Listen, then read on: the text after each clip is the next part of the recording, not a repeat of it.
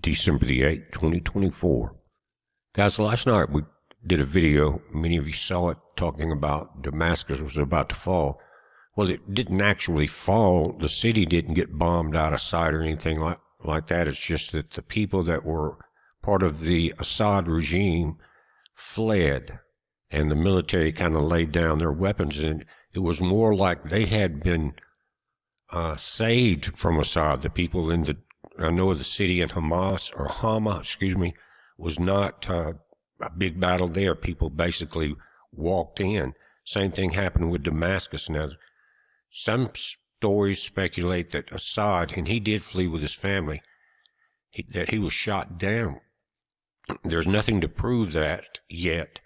And there were some of the flight softwares where you can track the flights did show that it left the airport, made a big circle coming back around, and then either it crashed or the transponder was turned off. Probably transponder. We don't know yet. But the people in the cities, they were like welcoming the heroes of that have freedom from the tyranny, they called it. Well, as when that happened, a lot of people started fleeing. Israel took advantage of it. They went and took Mount Hermon back. After all these years, it was kind of a buffer zone. I think a lot of times it was run by United Nations. But as the Syrians fled that area, most of Syria has been liberated. It's not just those three cities, because they've been coming in from the east also, not just the north. But Mount Hermon has been taken. That was the mountain where the so-called fallen angels got together, 200 of them, if you read the different stories about it. And they made an oath there. They went from there to Baalbek, and which is called also known as the landing zone. It's a huge place. It looks like it had been there a long time, maybe some Roman ruins built on top of that. But the base stones are massive, and again, it's called the landing zone. And that's what the stories say. They went there, kidnapped 200 earth women, and mated with them, and it kind of renewed a lot of things that had been wiped out during the flood. Anyway, Mount Hermon's taken, and my concern is we know that in the Bible, God says he will destroy Damascus, and God works, he's supernatural, but supernatural means more natural. In other words, he could lead an army to do it, or a group of people, or it could be something more than that. Either way, we know it happens. Right now, it's kind of peaceful celebrations going on, but there's different factions that are coming in there, and they're going to try to fill up that power vacuum that's being created by Assad's departure, guys. And what you're basically looking at right now is Al-Qaeda has control of that. So right now it has not been destroyed. And my thinking, and this article that I'm reading from Fox kind of reassured my thoughts on this, guys, because I was looking for information about it when I saw that it had failed peacefully.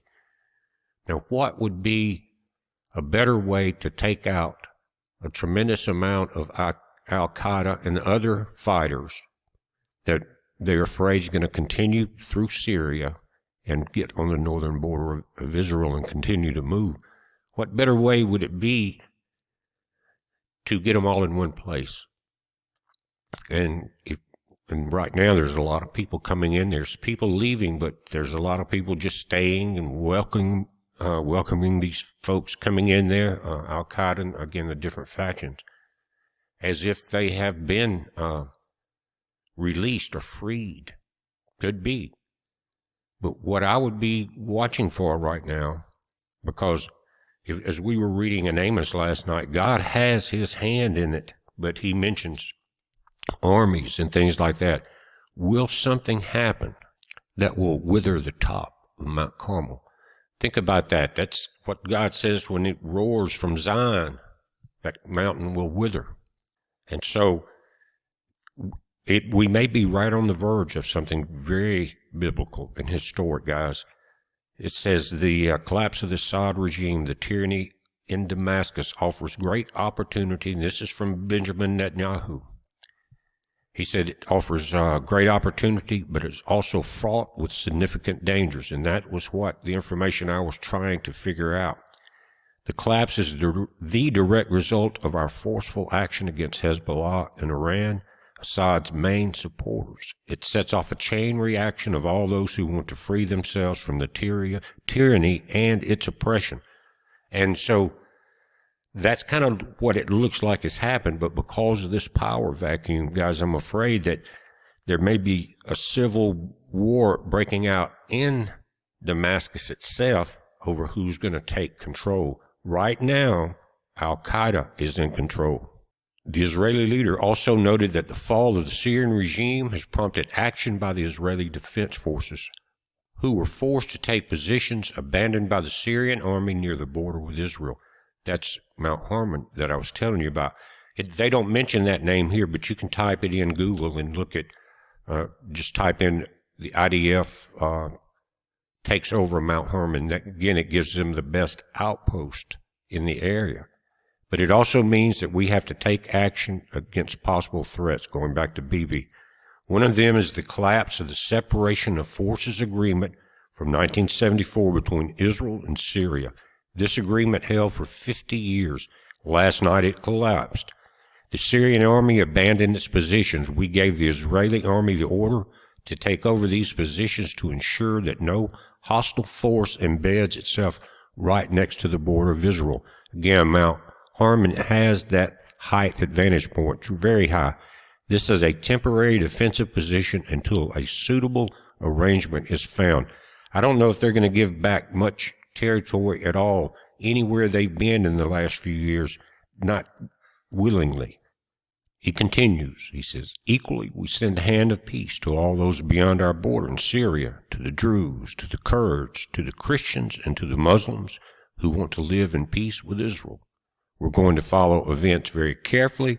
If we can establish neighborly relations and peaceful relations with the new forces emerging in Syria, that's our desire. But, and this is again why I was looking for this information, if we do not, we will do whatever it takes to defend the state of Israel and the border of Israel.